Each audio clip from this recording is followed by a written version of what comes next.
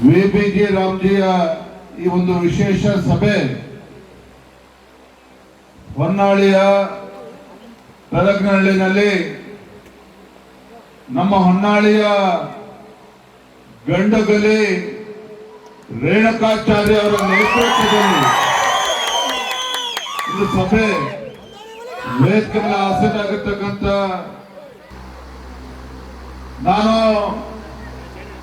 ಈ ಒಂದು ವಿಶೇಷ ಕಾರ್ಯಕ್ರಮಕ್ಕೆ ವಿಬಿಜಿ ರಾಮ್ಜಿ ಜನಜಾಗೃತಿ ಸಮಾವೇಶಕ್ಕೆ ಇಲ್ಲಿಗೆ ಬರುವ ಮುಂಚಿತವಾಗಿ ಗಂಟೆಪುರಕ್ಕೂ ಕೂಡ ಹೋಗಿ ಅಲ್ಲೂ ಕೂಡ ಎಲ್ಲರನ್ನು ಮಾತನಾಡಿಸ್ಕೊಂಡು ಇಲ್ಲಿ ಬಂದಿದ್ದೇನೆ. ಒಂದು ಅಭೂತಪೂರ್ವವಾಗಿರ್ತಕ್ಕಂಥ ಸಭೆ ಹೊತ್ತಿದೆ, ನಡೀತಾ ಇದೆ. ನಾನು ನಿಜವಾಗ್ಲೂ ಕೂಡ ಬಹಳ ಹೆಮ್ಮೆಯಿಂದ ಒಂದು ಮಾತನಾಡೋದಕ್ಕೆ ಇಷ್ಟಪಡ್ತೇನೆ.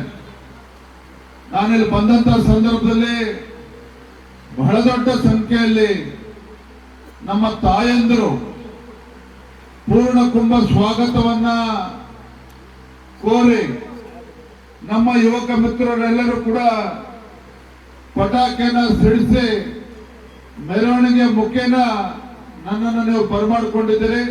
ತಮ್ಮೆಲ್ಲರ ಪ್ರೀತಿ ವಿಶ್ವಾಸಕ್ಕೆ ಋಣಿಯಾಗಿದ್ದೇನೆ ಅನ್ನೋ ಮಾತನ್ನ ಈ ಸಂದರ್ಭದಲ್ಲಿ ಹೇಳ್ತಾ ನೇರವಾಗಿ ವಿಷಯಕ್ಕೆ ಬರ್ತೇನೆ. ನಮ್ಮ ದತ್ತಾತ್ರೇಯ ಅವರು ಮಾತನಾಡ್ತಾ ಹೇಳಿದ್ರು, ರೇಣುಕಾಚಾರ್ಯ ಅವರು ಇಡೀ ದಾವಣಗೆರೆ ಜಿಲ್ಲೆಯಲ್ಲಿ ಅಷ್ಟೇ ಅಲ್ಲ, ಕರ್ನಾಟಕ ರಾಜ್ಯದಲ್ಲೇ ವಿಕಸಿತ ಭಾರತ ಜಿ ರಾಮ್ಜಿ ಈ ಜನಜಾಗೃತಿ ಕಾರ್ಯಕ್ರಮವನ್ನ ಬಹಳ ಅರ್ಥಪೂರ್ಣವಾಗಿ ಬಹಳ ಯಶಸ್ವಿಯಾಗಿ ಮಾಡಿದ್ದಾರೆ. ಕರ್ನಾಟಕದ ನನ್ನ ಪ್ರಕಾರ ನಾನು ಕೂಡ ಎಲ್ಲ ದೃಶ್ಯ ಮಾಧ್ಯಮಗಳಲ್ಲಿ ಸಾಮಾಜಿಕ ಜಾಲತಾಣದಲ್ಲಿ ನಾನು ಕೂಡ ನೋಡ್ತಾ ಇದ್ದೇನೆ. ನನ್ನ ಪ್ರಕಾರ ಮಾನ್ಯ ರೇಣುಕಾಚಾರ್ಯರವರು ಏನು ಪ್ರತಿ ಗ್ರಾಮಗಳಿಗೆ ತೆರಳಿ ಜನಜಾಗೃತಿ ಮೂಡಿಸುವಂತ ಕೆಲಸ ಮಾಡ್ತಾ ಇದ್ದಾರೆ. ದಾವಣಗೆರೆ ಜಿಲ್ಲೆ ಅಷ್ಟೇ ಅಲ್ಲ, ಕರ್ನಾಟಕ ರಾಜ್ಯ ಅಷ್ಟೇ ಅಲ್ಲ, ಇಡೀ ದೇಶದಲ್ಲೇ ಮಾದರಿಯಾಗಿ ಇವತ್ತು ಈ ಕಾರ್ಯಕ್ರಮವನ್ನು ಜನಜಾಗೃತಿ ಕಾರ್ಯಕ್ರಮ ಮಾಡಿದ್ದಾರೆ ಅಂತ ಹೇಳೋದಕ್ಕೆ ನನಗೆ ತುಂಬಾ ಸಂತೋಷ ಮತ್ತು ಹೆಮ್ಮೆ ಅನಿಸ್ತದೆ. ಮಾನ್ಯ ದತ್ತಾತ್ರೇಯ ಅವರು ಏನು ಹಿಂದೆ ಮನ್ರೇಗಾ ಅಂತ ಇತ್ತು, ಉದ್ಯೋಗ ಖಾತ್ರಿ, ನಮ್ಮ ಪ್ರಧಾನಮಂತ್ರಿ ನರೇಂದ್ರ ಮೋದಿಜಿಯವರು ಇದರಲ್ಲಿ ಭ್ರಷ್ಟಾಚಾರ ನಡೀಬಾರ್ದು, ಗುಂಡಿ ಅಗದು ಗುಂಡಿ ಮುಚ್ಚಕ್ಕೆ ಸೀಮಿತ ಆಗಬಾರ್ದು. ಇವತ್ತಿಷ್ಟು ಸಾವಿರಾರು ಕೋಟಿ ಇಡೀ ದೇಶದಲ್ಲಿ 95,000 ಕೋಟಿ ರೂಪಾಯಿಗಳು ಖರ್ಚು ಮಾಡ್ತಾ ಇರ್ಬೇಕಾದ್ರೆ ಈ ಹಣ ಸದುಪಯೋಗ ಆಗಬೇಕು. ಗ್ರಾಮೀಣ ಭಾಗದಲ್ಲಿ ಶಾಲಾ ಕೊಠಡಿಗಳಿರ್ಬೋದು, ದೇವಸ್ಥಾನ ಇರ್ಬೋದು, ಅಂಗನವಾಡಿ ಕೇಂದ್ರ ಇರ್ಬೋದು, ಒಂದು ಆಸ್ತಿನ ನಿರ್ಮಾಣ ಮಾಡ್ತಕ್ಕಂಥ ಕೆಲಸ ಮಾಡಬೇಕು ಅಂತ ಹೇಳಿ 100 ದಿನ ಇದ್ದಂತ ಈ ಉದ್ಯೋಗ ಖಾತ್ರಿ ಯೋಜನೆ 125 ದಿನಕ್ಕೆ ಏರಿಸಿ ಇವತ್ತು 370 ರೂಪಾಯಿ ಒಂದು ದಿನಕ್ಕೆ ಇವತ್ತು ಕೂಲಿಯನ್ನ ಕೊಡ್ತಕ್ಕಂಥ ಕೆಲಸ ಇವತ್ತು ನರೇಂದ್ರ ಮೋದಿಜಿಯವರು ತೀರ್ಮಾನ ಮಾಡಿರುವಂತದ್ದು. ಇದ್ರ ಪರಿಣಾಮ ಏನು ಅಂತ ಹೇಳಿದ್ರೆ ಗ್ರಾಮೀಣ ಭಾಗದಲ್ಲಿರುವಂತಹ ನಮ್ಮ ಬಡವರಿಗೆ, ಕಾರ್ಮಿಕರಿಗೆ, ತಾಯಂದಿರಿಗೆ ಪ್ರತಿ ವರ್ಷ ಏನೋ ಕೆಲಸವನ್ನ ಮಾಡ್ತಾರೆ 45,000 ರೂಪಾಯಿ ಇದ್ರ ವಿಬಿಜಿ ರಾಮ್ಜಿ ಮುಖಾಂತರ ಸಿಗುವಂತದ್ದು. ಆ ರೀತಿ ಪ್ರಧಾನಮಂತ್ರಿಗಳು ಒಂದು ಉತ್ತಮ ಕಾರ್ಯವನ್ನ ಮಾಡಿದ್ದಾರೆ ಅನ್ನೋದನ್ನ ನಾನು ಈ ಸಂದರ್ಭದಲ್ಲಿ ಹೇಳೋದಕ್ಕೆ ಇಷ್ಟಪಡ್ತೇನೆ. ಇವತ್ತು ವಿಬಿಜಿ ರಾಮ್ಜಿ ಬಗ್ಗೆ ರೇಣುಕಾಚಾರ್ಯ ಅವರು ಜನಜಾಗೃತಿಯನ್ನು ಮೂಡಿಸಿದ್ದಾರೆ. ನಮ್ಮ ಮುಖಂಡರು ಕೂಡ ಮಾತನಾಡಿದ್ದಾರೆ. ಇವತ್ತು ಈ ನಾಲಾಯಕ್ ಕಾಂಗ್ರೆಸ್ ಸರ್ಕಾರ ರಾಜ್ಯದಲ್ಲಿ ಅಧಿಕಾರಕ್ಕೆ ಬಂದಾಗಿನಿಂದ ಇವತ್ತು ಜನರಿಗೆ ಇವತ್ತು ಅನ್ಯಾಯವನ್ನ ಮಾಡ್ತಾ ಇದೆ. ರಾಜ್ಯದ ಜನ ಅನ್ಕೊಂಡಿದ್ರು ಕಾಂಗ್ರೆಸ್ ಸರ್ಕಾರ ಬಂದ್ಮೇಲೆ ಏನು ಅಹಿಂದ ಹೆಸರು ಹೇಳ್ಕೊಂಡು ಇವತ್ತು ರಾಜ್ಯದಲ್ಲಿ ಇವತ್ತು ಅಧಿಕಾರದ ಚುಕ್ಕಾಣಿ ಹಿಡಿದಿರ್ತಕ್ಕಂಥ ಕಾಂಗ್ರೆಸ್ ಸರ್ಕಾರ, ಸಿದ್ದರಾಮಯ್ಯ ಸರ್ಕಾರ ಇವತ್ತು ಸರ್ಕಾರ ಅಧಿಕಾರಕ್ಕೆ ಬಂದ್ಮೇಲೆ ರಾಜ್ಯದಲ್ಲಿ ಒಳ್ಳೇದಾಗ್ತದೆ ಅಂತ ಅವ್ರು ಭಾವಿಸಿದ್ರು. ದುರಂತ ಅಂತ ಹೇಳಿದ್ರೆ ಒಂದು ಕ್ಷಣ ನೀವು ಯೋಚನೆ ಮಾಡಿ, ಗೃಹಲಕ್ಷ್ಮಿ ಅಂತೇಳಿ 2,000 ರೂಪಾಯಿ ನಮ್ಮ ಮನೇಲಿ ಇರ್ತಕ್ಕಂಥ ಹೆಣ್ಮಗಳಿಗೆ ಯಜಮಾನಿಗೆ ಕೊಟ್ರೆ ಮತ್ತೊಂದು ಕಡೆ ಏನ್ ಮಾಡ್ತಾ ಇದ್ದಾರೆ ಕಾಂಗ್ರೆಸ್ ಸರ್ಕಾರ, ತಮ್ಮ ಗ್ಯಾರಂಟಿಗಳಿಗೆ ಯೋಜನೆಗೆ ದುಡ್ಡು ಸಿಗ್ತಾ ಇಲ್ಲ ಅಂತ ಹೇಳಿ ಇವತ್ತು ಅಬಕಾರಿ ಇಲಾಖೆಗೆ 40,000 ಕೋಟಿ ರೂಪಾಯಿಗಳನ್ನ ಟಾರ್ಗೆಟ್ ಅನ್ನ ಕೊಟ್ಟು ಇವತ್ತು 2,000 ರೂಪಾಯಿ ಒಂದು ಕುಟುಂಬಕ್ಕೆ ಗೃಹಲಕ್ಷ್ಮಿ ಕೊಡ್ತಾ ಇದ್ರೆ, ಮತ್ತೊಂದು ಕಡೆಯಿಂದ ಈ ಕಾಂಗ್ರೆಸ್ ಸರ್ಕಾರ 500 ಮೀಟರ್ ಒಂದು ಹೆಂಡದ ಅಂಗಡಿಯನ್ನ ತೆಗೆದು, ವೈನ್ ಶಾಪ್ ಬಾರ್ ಅನ್ನ ತೆಗೆದು 2,000 ರೂಪಾಯಿ ಒಂದು ಕಡೆ ಕೊಡ್ತಾ ಇದ್ರೆ, ಅದೇ ಬಡ ಕುಟುಂಬದಿಂದ 10,000 ರೂಪಾಯಿ ಕಿತ್ಕೊಳ್ತಕ್ಕಂಥ ಕೆಲಸವನ್ನ ಈ ಕಾಂಗ್ರೆಸ್ ಸರ್ಕಾರ ಮಾಡ್ತಾ ಇದೆ. ಕಾಂಗ್ರೆಸ್ ಸರ್ಕಾರ ಮಾಡ್ತಾ ಇದೆ. ಒಂದು ಕೈಯಿಂದ ಕೊಡ್ತಕ್ಕಂಥದ್ದು ಮತ್ತೊಂದು ಕೈಯಿಂದ ಕಿತ್ಕೊಳ್ತಕ್ಕಂಥ ಕೆಲಸ ಮಾಡ್ತಾ ಇದ್ದಾರೆ. ಬಂಧುಗಳ, ಮೊನ್ನೆ ದಿನ 2 ತಿಂಗಳ ಹಿಂದೆ ಬೆಳಗಾವಿ ಜಿಲ್ಲೆನಲ್ಲಿ ಕಬ್ಬು ಬೆಳೆಗಾರರು ಹೋರಾಟ ಮಾಡ್ತಾ ಇದ್ರು. ವಾರ 8 ದಿನದಿಂದ ಹೋರಾಟ ಮಾಡ್ತಾ ಇದ್ರು. ಕಬ್ಬಿಗೆ ಸರಿಯಾದ ರೀತಿ ಬೆಲೆ ಸಿಗಬೇಕು ಅಂತೇಳಿ ಹೋರಾಟ ಮಾಡ್ತಾ ಇದ್ರೆ, ರಾಜ್ಯ ಸರ್ಕಾರ, ಕಾಂಗ್ರೆಸ್ ಸರ್ಕಾರ ಕಿಂಚಿತ್ತೂ ಕೂಡ ತಲೆ ಕೆಡಿಸಿಕೊಳ್ಳಿಲ್ಲ. ನಾನು ಕೂಡ ಹೋಗಿ ಬೆಳಗಾವಿಯ ಗುರ್ಲಾಪುರ ಕ್ರಾಸ್ ನಲ್ಲಿ ರೈತರ ಜೊತೆ, ಕಬ್ಬು ಬೆಳೆಗಾರರ ಜೊತೆ ಅಹೋರಾತ್ರಿ ಧರಣಿಗೆ ಕೂತ ನಂತರದಲ್ಲೇ ಸರ್ಕಾರ ಎಚ್ಚೆತ್ತುಕೊಂಡು ಅಂತೇಳಿ ನಾಟಕ ಮಾಡಿದ್ದಾರೆ. ಇವತ್ತು ಕೂಡ ಹಣವನ್ನ ಕೊಡೋದಕ್ಕೆ ಸಾಧ್ಯ ಆಗಲಿಲ್ಲ.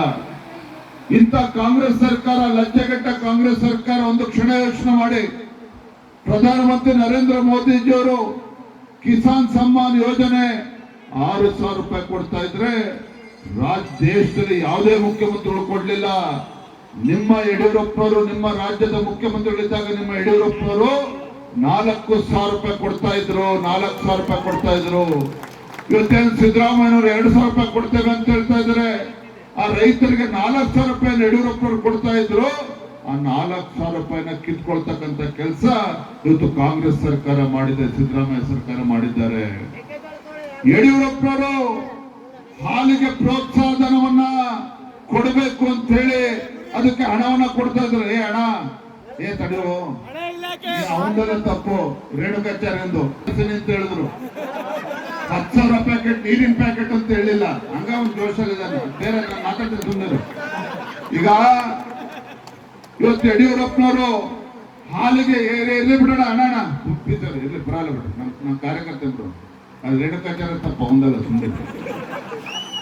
ಹಾಲಿಗೆ ಪ್ರೋತ್ಸಾಹ ಧನವನ್ನ ಕೊಡ್ತಾ ಇದ್ರೆ, ಈ 4 ಕಾಂಗ್ರೆಸ್ ಸರ್ಕಾರ ಕಳೆದ 2 ವರ್ಷದಲ್ಲಿ 1,200 ಕೋಟಿ ರೂಪಾಯಿಗಳು ಯಾವ ರೈತರಿಗೆ, ನಮ್ಮ ಗ್ರಾಮೀಣ ಭಾಗದಲ್ಲಿರ್ತಕ್ಕಂಥ ನಮ್ಮ ತಾಯಂದಿರ ಬಡ ಕುಟುಂಬಕ್ಕೆ ಹಾಲಿನ ಪ್ರೋತ್ಸಾಹ ಧನ ಕೊಡಬೇಕಾಗಿತ್ತು, ಅದನ್ನು ಕೂಡ ಕೊಡ್ತಾ ಇಲ್ಲ. ನಿಮ್ಮ ಯಡಿಯೂರಪ್ಪನವರು ಬಿಜೆಪಿ ಸರ್ಕಾರ ಇದ್ದಾಗ ಬಡವರ ಮನೆಯಲ್ಲಿ ಹುಟ್ಟಿರ್ತಕ್ಕಂಥ ಹೆಣ್ಣು ಮಗು ಶಾಪ ಅಂತ ಹೇಳ್ತಾ ಇದ್ರು.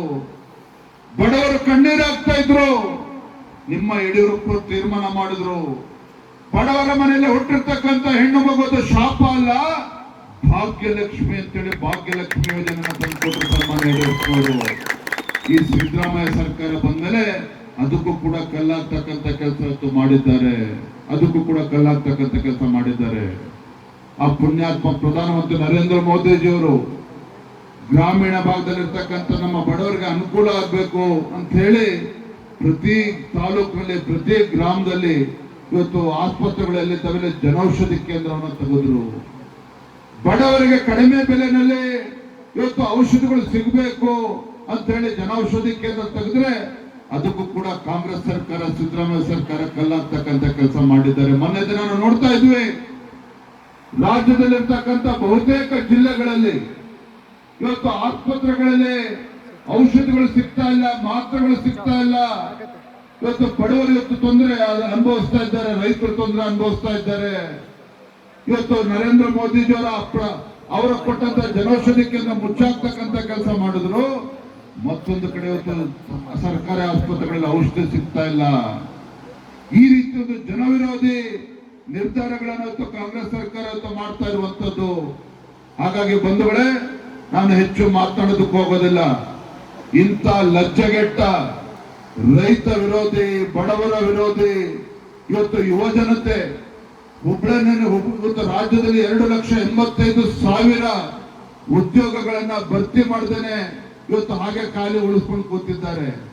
ಆ ಖಾಲಿ ಇರ್ತಕ್ಕಂಥ ಹುದ್ದೆಗಳನ್ನ ಭರ್ತಿ ಮಾಡಬೇಕು ಅಂತೇಳಿ ಹುಬ್ಳಿನಲ್ಲಿ ನಮ್ಮ ಯುವಕ ಮಿತ್ರರು ಬೀದಿಗಿಳಿದು ಹೋರಾಟ ಮಾಡಿದ್ರೆ ಅವರ ವಿರುದ್ಧ ಲಾಠಿ ಚಾರ್ಜ್ ಮಾಡ್ತಾರೆ. ಇವತ್ತು ಲಾಠಿ ಚಾರ್ಜ್ ಮಾಡ್ತಾರೆ. ಬಸವರಾಜ ನಾಯಕ್ ಅವರು ಮಾತನಾಡ್ತಾ ಇದ್ರು, ಮೊನ್ನೆ ಸೂರಗೊಂಡನಕೊಪ್ಪದಲ್ಲಿ ಡಿ ಕೆ ಶಿವಕುಮಾರ್ ಅವರು ಬಂದಾಗ ನಮ್ಮ ಬಣಜಾರ ಸಮಾಜ ನ್ಯಾಯ ಕೊಡಿ ಅಂತೇಳಿ ಅಲ್ಲಿ ಘೋಷಣೆಗೆ ಹೋಗಿದ್ರೆ ಅಲ್ಲಿರ್ತಕ್ಕಂಥ 25 ಯುವಕರ ವಿರುದ್ಧ, ಬಣಜಾರ ಸಮಾಜದ ಯುವಕರ ವಿರುದ್ಧ ಇವತ್ತು FIR ರಿಜಿಸ್ಟರ್ ಮಾಡಿಸ್ತಕ್ಕಂಥ ಕೆಲಸ ಕಾಂಗ್ರೆಸ್ ಸರ್ಕಾರ ಮಾಡಿದ ಡಿ ಕೆ ಶಿವಕುಮಾರ್ ಅವರು ಮಾಡಿದ್ದಾರೆ. ಬಂಧುಗಳೇ, ಈ ಕಾಂಗ್ರೆಸ್ ಸರ್ಕಾರಕ್ಕೆ ಸಿದ್ದರಾಮಯ್ಯನವರಾಗ್ಲಿ ಡಿ ಕೆ ಶಿವಕುಮಾರ್ ಆಗ್ಲಿ ಇವರಿಗೆ ಬಡವರ ಬಗ್ಗೆ ಕಳಕಳಿ ಇಲ್ಲ, ರೈತರ ಬಗ್ಗೆ ಕಳಕಳಿ ಇಲ್ಲ, ಮಹಿಳೆಯರ ಬಗ್ಗೆ ಕಳಕಳಿ ಇಲ್ಲ, ರಾಜ್ಯದಲ್ಲಿರ್ತಕ್ಕಂಥ ಯುವಜನತೆ ಬಗ್ಗೆ ಕಳಕಳಿ ಇಲ್ಲ. ಅಷ್ಟೇ ಅಲ್ಲ, ಅಹಿಂದ ಹೆಸರುಳ್ಕೊಂಡು ರಾಜ್ಯದ ಚುಕ್ಕಾಣಿ ಹಿಡಿದಿರ್ತಕ್ಕಂಥ ಸಿದ್ದರಾಮಯ್ಯನವರು ಅಹಿಂದ ಹೆಸರುಳ್ಕೊಂಡು ಅಧಿಕಾರಕ್ಕೆ ಬಂದ ನಂತರದಲ್ಲಿ ಎಲ್ಲ ಹಿಂದುಳಿದ ಸಮುದಾಯಗಳನ್ನ, ಪರಿಷ್ಠ ಜಾತಿ ಪರಿಷ್ಠ ಪಂಗಡಗಳನ್ನ ಎಲ್ಲರನ್ನು ಕೂಡ ಇವತ್ತು ಅವರಿಗೆ ಅನುಕೂಲ ಆಗ್ತಕ್ಕಂಥ ಯಾವುದೇ ಯೋಜನೆಗಳನ್ನ ಕೊಡೋದಕ್ಕೆ ಸಾಧ್ಯ ಆಗಿಲ್ಲ, ಅನ್ಯಾಯ ಮಾಡ್ತಾ ಇದ್ದಾರೆ. ಅಷ್ಟೇ ಅಲ್ಲ, ಇವತ್ತು ಕುರಿ ಸಾಕಾಣಿಕೆ ಏನು ಅಚಾನಕ್ ಆಗಿ ಕುರಿ ಮೇಕೆ ಮರಿಗಳು ಸತ್ತರೆ ಅನುಗ್ರಹ ಯೋಜನೆಯಲ್ಲಿ ಪರಿಹಾರ ಕೊಡಬೇಕಾಗಿತ್ತು. ರಾಜ್ಯದಲ್ಲಿ ಇವತ್ತು ಸುಮಾರು 90,000 ಕುರಿಗಳು ಮರಿಗಳು ಸತ್ತೋಗಿದ್ರೆ ಇವತ್ತು ಕೂಡ 45 ಕೋಟಿ ರೂಪಾಯಿಗಳು ಅನುಗ್ರಹ ಯೋಜನೆ ಅಡಿಯಲ್ಲಿ ಆ ಬಡ ಕುಟುಂಬಕ್ಕೆ ಇವತ್ತು ಅನುಗ್ರಹ ಯೋಜನೆ ಅಡಿಯಲ್ಲಿ ಏನೋ ಪರಿಹಾರ ಕೊಡಬೇಕಾಗಿತ್ತು, ಅದರ ದುಡ್ಡನ್ನು ಕೂಡ ಉಳಿಸ್ಕೊಂಡಿದ್ದಾರೆ. ಅಷ್ಟೇ ಅಲ್ಲ, ಮಂಡ್ಯ ಜಿಲ್ಲೆನಲ್ಲಿ ಸ್ವಾತಂತ್ರ್ಯ ಹೋರಾಟಗಾರರ ಕುಟುಂಬಕ್ಕೆ ಏನು ಪಿಂಚಣಿ ಸಿಗ್ಬೇಕಾಗಿತ್ತು, ಗೌರವಧನ ಸಿಗಬೇಕಾಗಿತ್ತು, ಕಳೆದ 1 ವರ್ಷದಿಂದ ಅವರ ಗೌರವಧನವನ್ನು ಕೂಡ ಕೊಡೋದಕ್ಕೆ ಸಾಧ್ಯ ಆಗ್ತಾ ಇಲ್ಲ. ಕಾರಣ ಏನು ಅಂತ ಹೇಳಿದ್ರೆ, ಕಾಂಗ್ರೆಸ್ ಸರ್ಕಾರದ ಇವತ್ತು ಆರ್ಥಿಕ ನೀತಿ ಏನಿದ್ದಾವೆ ಇದರ ಪರಿಣಾಮ ಕರ್ನಾಟಕ ರಾಜಕತೆಗೆ ಹೋಗ್ತಾ ಇದೆ, ದಿವಾಳಿ ಅಂತ ಇವತ್ತು ಕರ್ನಾಟಕ ಹೋಗ್ತಾ ಇರುವಂತದ್ದು. ಹಾಗಾಗಿ ಬಂಧುಗಳೇ, ನಾನು ಇಷ್ಟೇ ಹೇಳುವಂತದ್ದು, ಇವತ್ತೇನು ರೇಣುಕಾಚಾರ್ಯ ಅವರ ನೇತೃತ್ವದಲ್ಲಿ ಇವತ್ತು ಜನಜಾಗೃತಿಯನ್ನು ಮೂಡಿಸ್ತಕ್ಕಂಥ ಕೆಲಸ ಮಾಡ್ತಾ ಇದ್ದಾರೆ VBG ರಾಮ್ಜಿ ವಿಚಾರದಲ್ಲಿ. ಅದೇ ಸಂದರ್ಭದಲ್ಲಿ ಈ ಬಡವರ, ರೈತರ, ಮಹಿಳೆಯರ, ಯುವಕರ ವಿರೋಧಿ ಕಾಂಗ್ರೆಸ್ ಸರ್ಕಾರದ ಬಗ್ಗೆನೂ ಕೂಡ ಇವತ್ತು ಮಾಹಿತಿಗಳನ್ನ ಇವತ್ತು ಜನಜಾಗೃತಿಯನ್ನು ಮೂಡಿಸ್ತಕ್ಕಂಥ ಕೆಲಸ ಮಾಡಬೇಕಾಗಿದೆ. ಅದನ್ನು ಕೂಡ ತಾವು ಮಾಡಬೇಕು ಅಂತೇಳಿ ಸಂದರ್ಭದಲ್ಲಿ ಹೇಳ್ತಾ ತುಂಬಾ ಸಂತೋಷ ಆಗಿದೆ. ಹೆಚ್ಚು ಸಮಯನ ತೆಗೆದುಕೊಳ್ಳೋದಿಲ್ಲ. ನಮ್ಮ ಪತ್ರಿಕಾ ಹಾಗೂ ಮಾಧ್ಯಮದ ಬಾಗಲಕೋಟೆನಲ್ಲಿ ಏನು ದೇಶದಲ್ಲಿ ಸ್ವಾತಂತ್ರ್ಯ ಕಿಚ್ಚನ್ನ, ಸ್ವರಾಜ್ಯದ ಕನಸನ್ನ ಬಿತ್ತಿದಂತ ಶಿವಾಜಿ ಮಹಾರಾಜರ ಜಯಂತ್ಯೋತ್ಸವ, ಶಿವಾಜಿ ಮಹಾರಾಜರ ಜಯಂತ್ಯೋತ್ಸವ ಬಾಗಲಕೋಟೆನಲ್ಲಿ ನಡೀತಾ ಇದ್ರೆ ಕೆಲವು ದೇಶದ್ರೋಹಿಗಳು ಆ ಒಂದು ಶಿವಾಜಿ ಮಹಾರಾಜ ಜಯಂತಿ ಸಂದರ್ಭದಲ್ಲಿ ಕಲ್ಲೆಸೆತಕ್ಕಂತ ಕೆಲಸ ಮಾಡಿದ್ದಾರೆ. ನಾನು ಇವತ್ತು ವೇದಿಕೆ ಮೂಲಕ ರಾಜ್ಯದ ಮುಖ್ಯಮಂತ್ರಿಗಳು ಮತ್ತೊಮ್ಮೆ ನಾನು ಹೊರಳಿ ಬಿಡೋಣ. ದೇಶದ್ರೋಹಿಗಳು ಶಿವಾಜಿ ಮಹಾರಾಜರ ಜಯಂತ್ಯೋತ್ಸವದ ಸಂದರ್ಭದಲ್ಲಿ ಆ ಮೆರವಣಿಗೆ ಮೇಲೆ ಕಲ್ಲು ಹೊಡಿತಕ್ಕಂತ ಕೆಲಸ ಮಾಡಿದ್ದಾರೆ. ಅವರನ್ನ ಒತ್ತು ಒಳಗಾಗ್ತಕ್ಕಂತ ಕೆಲಸವನ್ನ ಈ ಕಾಂಗ್ರೆಸ್ ಸರ್ಕಾರ ಮಾಡದೆ ಹೋದ್ರೆ ಅವ್ರಿಗೆ ಯಾವ ರೀತಿ ಬುದ್ಧಿ ಕಲಿಸಬೇಕು ಬಾಗಲಕೋಟೆ ಜಿಲ್ಲೆ ಜನ ತೀರ್ಮಾನ ಮಾಡ್ತಾರೆ. ಅದನ್ನ ಮಾಡುವ ಮುಂಚಿತವಾಗಿ ಈ ನಾಲಾಯಕ ಕಾಂಗ್ರೆಸ್ ಸರ್ಕಾರ ಅಲ್ಪಸಂಖ್ಯಾತರ ಓಲೈಕೆ ಮಾಡೋದನ್ನ ಬಿಟ್ಟು ಇಂಥ ದೇಶದ್ರೋಹಿಗಳನ್ನ ಒತ್ತು ಒಳಗಾಗ್ತಕ್ಕಂಥ ಕೆಲಸವನ್ನು ಕೂಡ ಮಾಡಬೇಕು ಅನ್ನೋ ಮಾತನ್ನ ಸಂದರ್ಭದಲ್ಲಿ ಹೇಳ್ತಾ ಮತ್ತೊಮ್ಮೆ ಇಷ್ಟೊಂದು ಅದ್ದೂರಿಯಾಗಿ ಅರ್ಥಪೂರ್ಣವಾಗಿ ಈ ಒಂದು ಜನಜಾಗೃತಿ ಸಮಾವೇಶವನ್ನ ಇವತ್ತು ನಮ್ಮ ಮಂಡಲದ ಅಧ್ಯಕ್ಷರು ಅದೇ ರೀತಿ ನಮ್ಮ ರೇಣುಕಾಚಾರ್ಯ ಅವರ ನೇತೃತ್ವದಲ್ಲಿ ಆಗಿದೆ. ಮುಂದಿನ ದಿನಗಳು ಕೂಡ ಯಶಸ್ವಿಯಾಗಿ ಆಗ್ಲಿ ಅಂತೇಳಿ ಸಂದರ್ಭದಲ್ಲಿ ಹೇಳ್ತಾ ನನಗೆ ಸಂಪೂರ್ಣ ವಿಶ್ವಾಸ ಇದೆ. 100ಕ್ಕೆ 100 ಹೇಳ್ತೇನೆ, ಮುಂದೆ ಯಾವತ್ತೇ ವಿಧಾನಸಭಾ ಚುನಾವಣೆ ನಡೆದರೂ ಸಹ ನಮ್ಮ ರೇಣುಕಾಚಾರ್ಯ ಅವರು ಅತಿ ಹೆಚ್ಚು ಲೀಡ್ನಿಂದ ಗೆದ್ದು, ನಿಮ್ಮ ಆಶೀರ್ವಾದದಿಂದ ಗೆದ್ದು ಬರ್ತಾರೆ. ಯಾವುದೇ ಅನುಮಾನಗಳು ಬೇಡ ಅನ್ನೋ ಮಾತನ್ನ ಸಂದರ್ಭದಲ್ಲಿ ಹೇಳ್ತಾ ನಾನು ಇಲ್ಲಿ ಬಸವೇಶ್ವರಲ್ಲಿ ಪ್ರಾರ್ಥನೆ ಮಾಡ್ತಕ್ಕಂಥದ್ದು ಇಷ್ಟೇನೆ. ಆ ಭಗವಂತನು ಕೂಡ ಪ್ರಾರ್ಥನೆ ಮಾಡಿದ್ದೇನೆ. ಮುಂದೆ ಬರ್ತಕ್ಕಂಥ ದಿನಗಳಲ್ಲಿ ಸರಿಯಾದ ಸಮಯಕ್ಕೆ ಬೆಳೆ ಮಳೆಯಾಗಿ ನಮ್ಮ ರೈತ ಬೆಳೆದಂತ ಬೆಳೆಗೆ ಒಂದು ವೈಜ್ಞಾನಿಕ ಬೆಲೆ ಸಿಗ್ತಕ್ಕಂಥ ಒಳ್ಳೆ ದಿನಗಳು ಬರಲಿ ಅಂತೇಳಿ ಭಗವಂತನ ಕೂಡ ಪ್ರಾರ್ಥನೆ ಮಾಡ್ತಾ ವೇದಿಕೆ ಮಾಡಿರ್ತಕ್ಕಂಥ ಎಲ್ಲ ಪಕ್ಷದ ಹಿರಿಯರಲ್ಲಿ, ವೇದಿಕೆ ಮುಂಭಾಗದಲ್ಲಿ ಕೂತಿರ್ತಕ್ಕಂಥ ಎಲ್ಲ ಹಿರಿಯರು, ತಾಯಂದ್ರಲ್ಲಿ ವಂದಿಸಿ ನಮ್ಮ ಪತ್ರಿಕಾ ಹಾಗೂ ಮಾಧ್ಯಮ ಸ್ನೇಹಿತರು ಕೂಡ ವಂದಿಸಿ ಮಾತನ್ನು ಮುಗಿಸ್ತೇನೆ. ನಮಸ್ಕಾರ, ವಂದನೆಗಳೇ.